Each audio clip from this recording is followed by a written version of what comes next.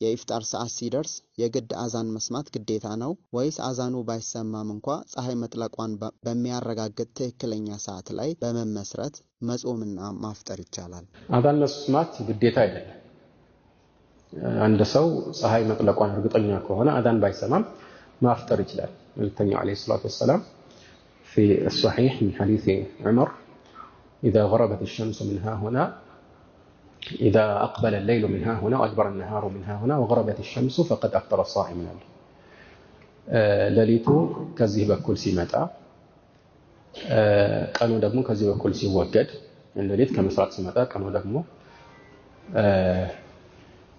በመራብ በኩል ሲወገድ ማለት ነው። ፀሐይ ስትጠልቅ አሉ እንግዲህ ጾመኛ አፍጥሯል ማለት የሚያፈጥርበት ጊዜ ደርሷል ማለት ነው። ስለዚህ አዛን መስማት የግድ አይደለም። ነገር ግን አንዳንድ ጊዜ መስጂድ ውስጥ ለምሳሌ ሰው ተሰብስቦ በሚጠብቅበት ሁኔታ አንዳንዶች ሰዓታቸውን ያዩና ወይ ደግሞ ስልካቸውን ያዩና በቃ ሰዓት ደርሷል ብለው ወዲያው ይበላሉ።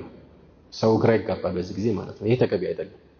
ከሰው ጋራ መመሳሰል የሚያስፈልግባቸው ሁኔታዎች አሉና ሰውን ግራ ከማጋባትና የአዛኑንም ሰዓት አስመልክቶ ሰዎች ላይ ጥርጣሬ ከመጫር የሚሻለው ምናልባት አንድ ደቂቃ የማይሞላም አንዳንድ ጊዜ እና እንዲህ አይነት ነገሮችን አስመልክቶ አዛን መጠበቁ ነው የሚሻለው ማለት ነው እንጂ እንደ መሰረት ያው ግዴታ ሆኖ አይደለም።